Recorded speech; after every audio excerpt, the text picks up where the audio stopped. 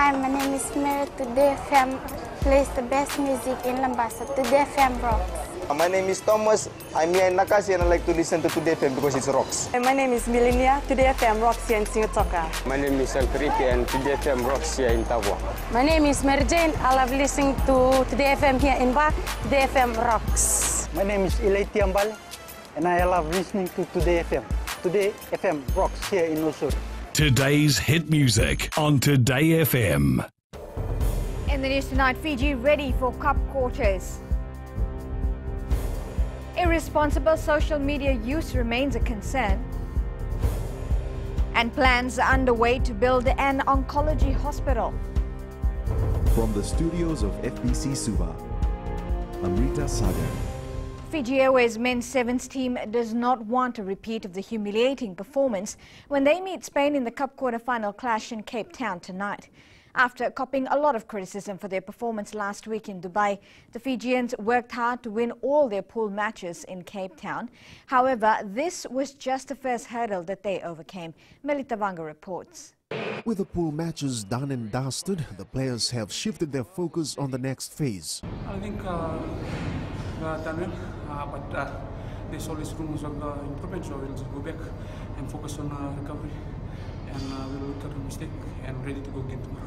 Meanwhile, USA, who pushed Fiji out of the Dubai Cup contention in the quarterfinal last week, is hoping for a repeat when they battle England tonight. You know, England is a good team, so you know we have to play them. So if you want to go to the semi and cup finals, you gotta go through them. So hopefully we'll bring it again tomorrow. So we'll see.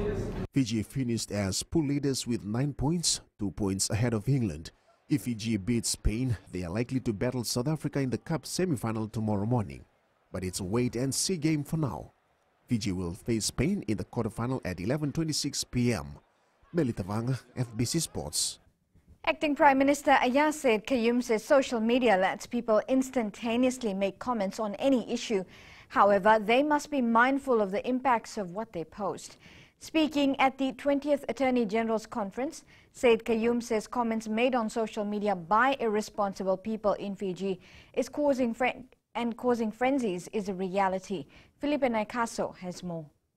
Serious concerns were raised by the acting Prime Minister on people who continuously mislead others, especially on social media. If I go now and post online and say the brown frog ate the green horse, the reaction I would get, where did it happen?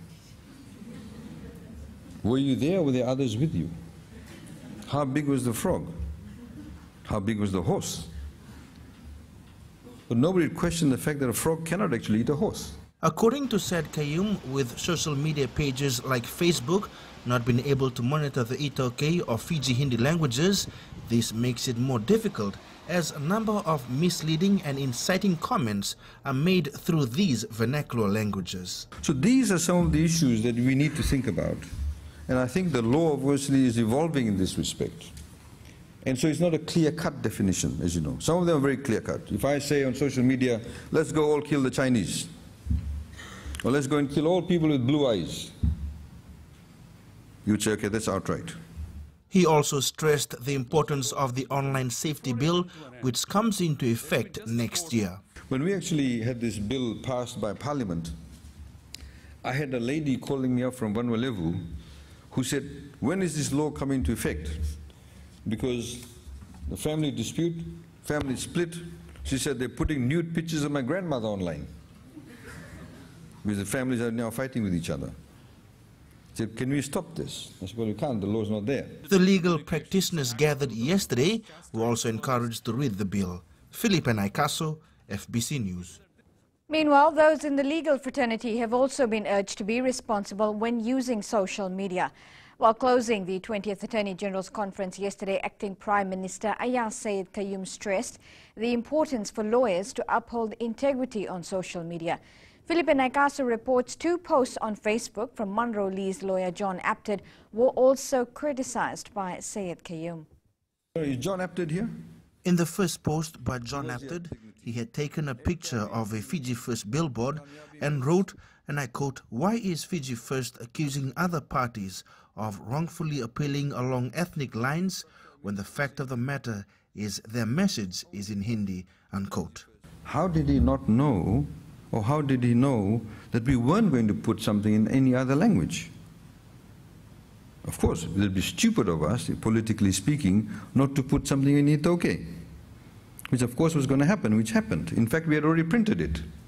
So one week we do it in Hindi, the other week we're doing it in Itoke. Expanding further on the Facebook posts by John Apted, said Kayum claimed that these kinds of comments are misleading. Now, these are people who are responsible members of society. These are people who are educated people. These are people who are seen as liberals. So these are the questions you need to ask yourselves. What is the impact of that? You can't necessarily charge them for hate speech. Can you charge them for inciting? I don't know. I wouldn't want to. There's too much attraction, too much publicity.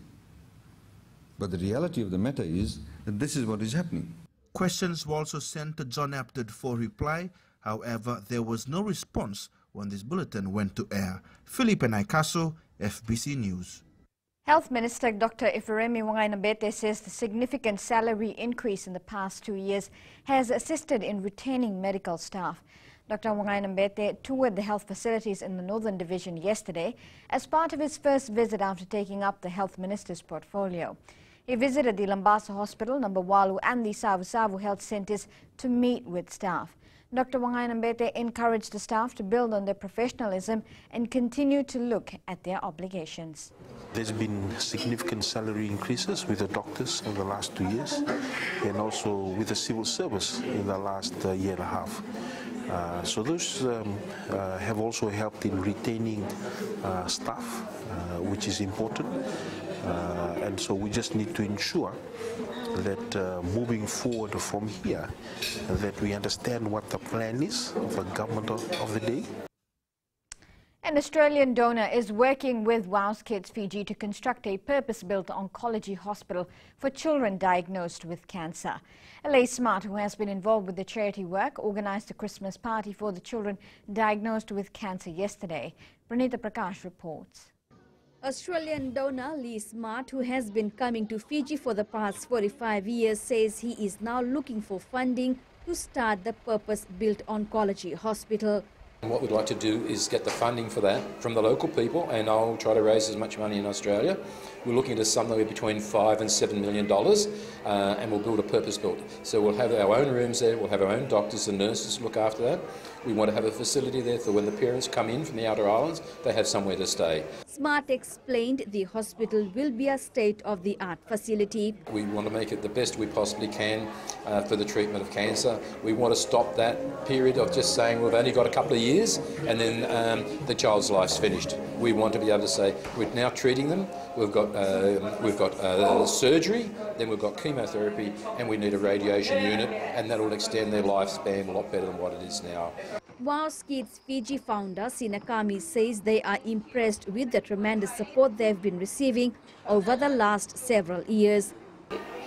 Fiji walk on, walk strong, and no matter what we go through in life, we have to hold on to our children and know that the storm won't last too long. Just walk on and walk strong. It is expected to take 5 years to build the oncology hospital. Lee Smart says a few local donors have shown interest, and they are also in the process of identifying a land in the Suva area. Pranita Prakash, FBC News. Still to come, Fiji's climate champion emphasizes on climate financing. And in tonight's Successful Fijian, we meet the brains behind Kula Palms. Details after the break.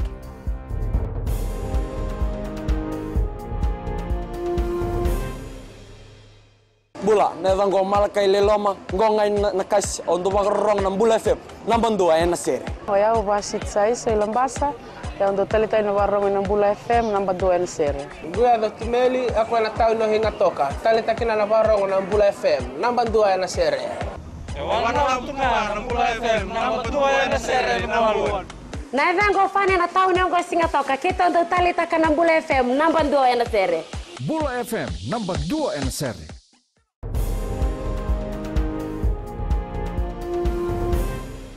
A man alleged to have caused the death of the 32-year-old man was produced in a special court sitting at the Nasinu Magistrate Court yesterday. The man has died at the Valilevu Health Center. 29-year-old Sekove Pio is charged with 1 count of murder. He was brought in for questioning under citizen's arrest last week. Pio has been remanded in custody and the matter has been adjourned to December 21st. Large-scale financing is required to achieve the goals of the Paris Agreement. Climate change high-level champion Inia Seriratu highlighted this as financial institutions from around the world gathered in Poland to discuss climate change finance. Ali Kimbia with the story. While tackling climate change, small island countries will need the financial assistance to reach the goal of net zero emissions. We have seen impressive strides already been made in the private sector climate financing amongst the investment, finance and banking sectors. Innovative financing approaches are now being widely established. Inia Seriratu says financing for adaptation should be a priority. Climate change ambassador Amena Yeuboli also stated that it is vital to take an integrated approach towards climate financing. It is holistic in the sense it engages all communities and people of our various countries, as well as engaging with all stakeholders that are really in this business of climate change. It is clear that a substantial amount of financing will be needed to support mitigation and adaptation efforts in developing countries. Ali Kimbia, FBC News. High-level Fijian climate champion Inia Seriratu says acting on feasibility carbonization alternatives in the energy sector involves long-term planning and strategies. Seriratu says this will be vital to provide direction. Speaking at the closing of the COP24 MPGCA Energy at Poland, he says the coming together of different sectors and agencies is vital to achieve the goals of the Paris Agreement. He says the Marrakesh Partnership has convened people and organizations to demonstrate the power of multi-stakeholder partnerships. This collaborative action is necessary as real transformation will need to go beyond the sector. It needs to take place all throughout the supply and production chain, including the efficient management of resources and materials. It's been said that one needn't reinvent the wheel, and that's an adage that continues to oil the engine that runs Kula Palms. Tonight, in our successful Fijian segment, we meet Vesi Simpson, the man behind a popular locally produced skincare line which makes organic soaps and oils from coconut and charcoal. Maggie Boyle tells us more. Successful Fijians is brought to you by the Fiji Development Bank, your partner in progress. I've always had that mindset that, just to keep going. Globally, the skincare sector is worth more than $100 billion. And in Fiji, there's a small startup company out of the north hoping to nibble at a piece of that pie. I noticed that there was a lot of skin problems with children, school children, with a lot of ringworms and scabies and also kutu. A self-funded venture, the start for the family business back in 2016 was a slow one. The first time I made 1,000 soaps, it took me 8 months to sell the 1,000 soaps. And when I made a 200-liter drum of virgin coconut oil, it would take a year to use up the oil that we made. 2 years down the track, though, and Kula Palms' growth has been phenomenal. Now we're using about 180 liters of oil a week. So that will give you an idea of the turnover or how much soap and oils that we are selling now. One of the reasons for this success is using traditional knowledge and simply listening to their customers. We're having a lot of feedback. We encourage people on Facebook, people that use our products, to give us a review. And with 2 local outlets in Savu and Suva, the family network has enabled overseas sales. A family member that goes to the night markets in New Zealand, somewhere in Auckland, to sell our products there, and it's going pretty well. We have a family member in the US that also sells our stuff there, and it's very popular. We have I have a daughter in England. It hasn't been all smooth sailing, though, with a few outlets having to close down. Simpson says having a never-give-up attitude is critical for any business. go with, whatever your problem is, you have to hit it head on and just never give up, because a lot of people give up, and they say that most businesses, they don't make it after the first 5 years. A self-made businessman, Simpson's advice to would-be entrepreneurs is to persevere. I think the main thing is for you to be creative, have new ideas, and work hard at it. The skincare enthusiast also highlighting that we can always learn from those who've come before us. A lot of people heard of Helen Keller. She was blind, deaf, and dumb, but she's the one that invented the Braille.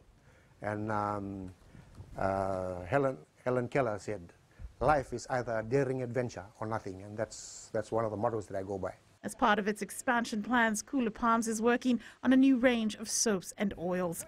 Maggie Boyle, FBC News. Successful Fijians is brought to you by the Fiji Development Bank, your partner in progress. Fiji Sevens to meet Spain in Cape Town Cup quarters. And Prasad brothers take advantage of NZ Snooker Champions 4-day program. This and more coming up in sports.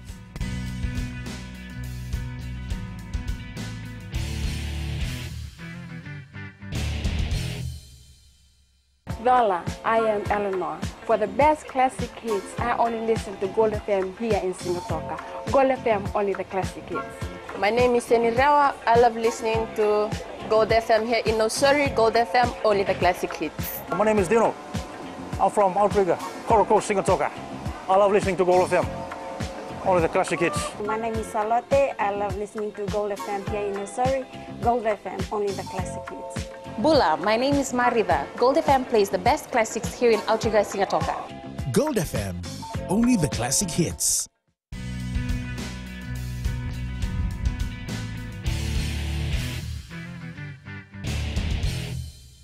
Fiji Airways men's sevens team will take on Spain in the second cup quarterfinal of the Cape Town tonight. Fiji produced a brilliant performance and were dominant in the pool play. In the first semi-final, South Africa meets Scotland in the first cup quarterfinal at 11:04 tonight. Fiji takes on Spain at 11:26 p.m. and Australia and New Zealand square up in the third quarterfinal at 11:48 p.m. while USA takes on England at 12 midnight. The semi-final will be held at 3:56 a.m. tomorrow and the final is scheduled for 6:44 a.m. Fiji Airways men's sevens team claimed a narrow 21-19 win over England this morning and its last pool match of the Cape Town tournament. The Gareth Baber coach side proved too strong and produced a scintillating performance to overcome the strong English defence. Melitavanga reports. Melinda Nalangi and Aminiasi Tuimamba contributed a try each, taking the lead 14-7 at the breather. Still going over the top, the pass is brilliant, and Jerry Nalagi will open the scoring. Just like that, Fiji are on the board. Straightening and straight through. Tuimamba will get over for the second. Jerry Tuai then sealed the win with a try in the first 18 minutes of the second spell. Attack Jerry Tuai over the 22. The loose ball and England are punished. Jerry Tuai. Fiji Sevens captain Kalione Nasoko says it was a hard-fought victory. England is a good side, and the way they play, they're very physical set. So, but we think the boys that done what they've been doing. England wing Dan Norton says Fiji played well and they will try and regroup before their next match. Against a strong Fijian team, yeah, we didn't start very well at all. But yeah, promising for tomorrow's stuff, obviously the way we finish the game. Hoping we can more edge towards the second half performance of the first half. Willie Modimbotito was awarded a yellow card for a conceded knock-on, which gave the Englishman an opening to score their first try. Melitavanga, FBC Sports. The Fiji Sevens Gladiators were too good for Kenya as they beat them 38-7 in their second pool match to confirm their spot in the Cup quarterfinal tonight. The side scored 6 tries in the game to seal the victory. Here are the tries.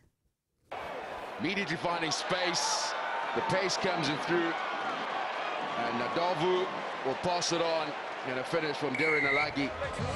All covered from Kenya, nowhere through for Kuto.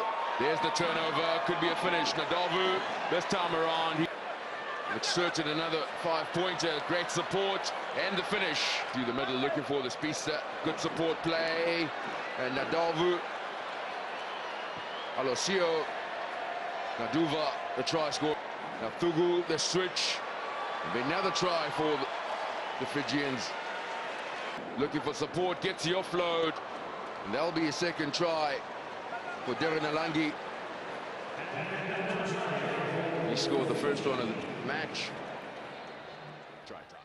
Fiji kicked off its Cape Town Sevens campaign in style after thrashing France 50-0 in its opening pool match. Fiji's tries came from Wesena Dhungu, Velimoni Mbotito, Kaliona Nasoko, Alessio Nduva, while Jerry Tuwai and Aminiyasi Tuimamba scored 2 tries each. Here are the highlights. Rashavenga, so energy-sapping period of play, and finally the gaps open up for Fiji, and they will get the first try through Awaisia Nathungu. Plenty of time to get in under the post as well to make the conversion attempt that much easier. Yeah, good pace, really good. Puts off a Fijian hand, and there's more space for them here. Tuimamba, just his second tournament. Wonderful handoff from Ravuvu. Couldn't shake off the attentions of Perez, but it is going to be another try. In jersey number 6 for Fiji, he was the man to secure possession, and Nasoko, the captain, with a clear run in. So France will finish this game with just 6 on the field. Little shimmy to the inside, and then the dart to the outside from Jerry Tuwai. Former Fiji Sevens captain Jerry Tuwai scored his 100th try at the Cape Town Sevens last night. Tuwai came in as a replacement against France and scored 2 tries in the second half to create history by also becoming Fiji's top try scorer. Tuwai debuted for Fiji at the 2014 Gold Coast Sevens.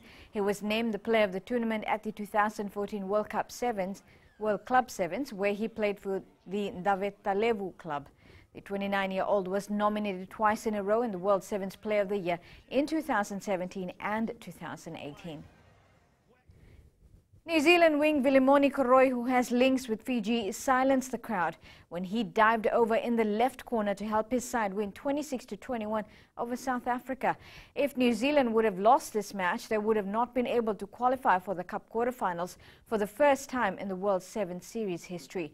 The Kiwis will face Trans-Tasman rival Australia just before midnight.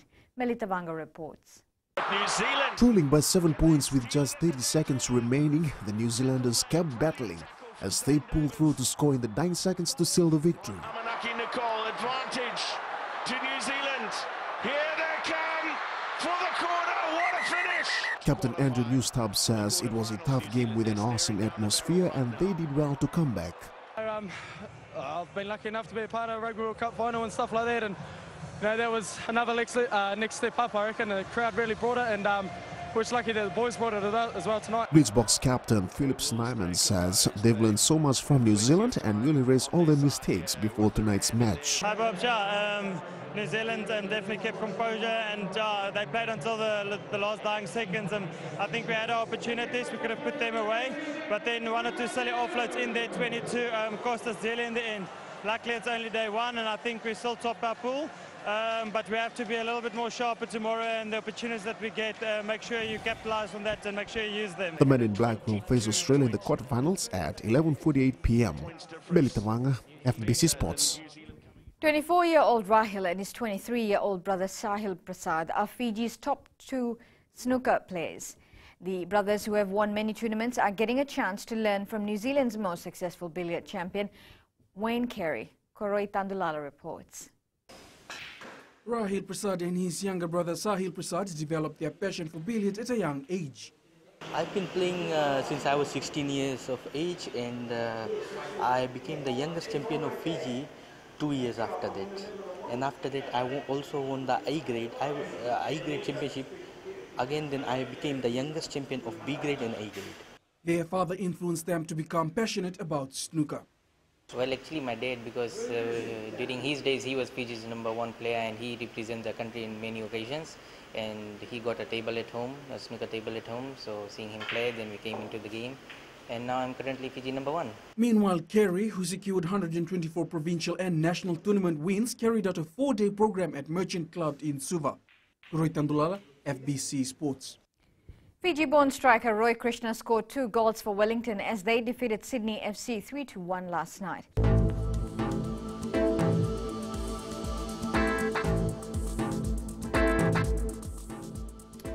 Well, showers were experienced over Vanvalevu, eastern and interior parts of the larger islands, and elsewhere mainly fine weather prevailed over the country today. In the west, clouds and breezy with scattered showers were experienced. Eastwards from Pacific Harbour to Suva, intervals of showers with humid conditions prevailed.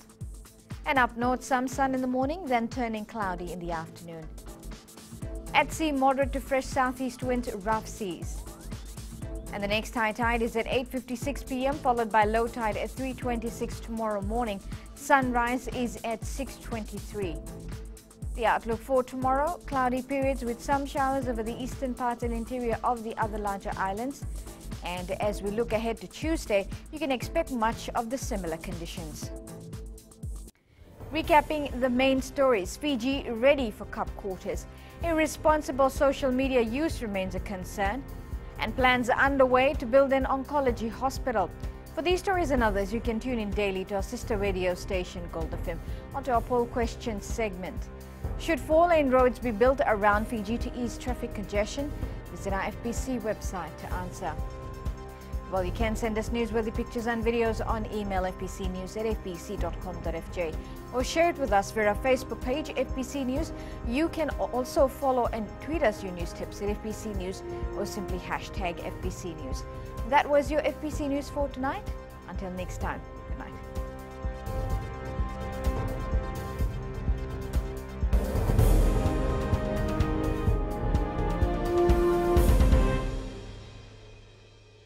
Hi, I'm Jyotishma. I'm from Singatoka. I love listening to Mirchi FM. Mirchi FM is hot. Mirchi FM is #1. I'm Charlene Robert. Mirchi FM rocks in Lambasa. I'm Soname Nasori Jackson. Mirchi FM is hot. My name is Raymond Dutt. I'm in Baba Singh Alliance. Mirchi FM is hot in Lambasa. I'm Pritika from Jax Nasori. I love listening to Mirchi FM here in Nasori. Mirchi FM is hot. Mirchi FM, it's hot.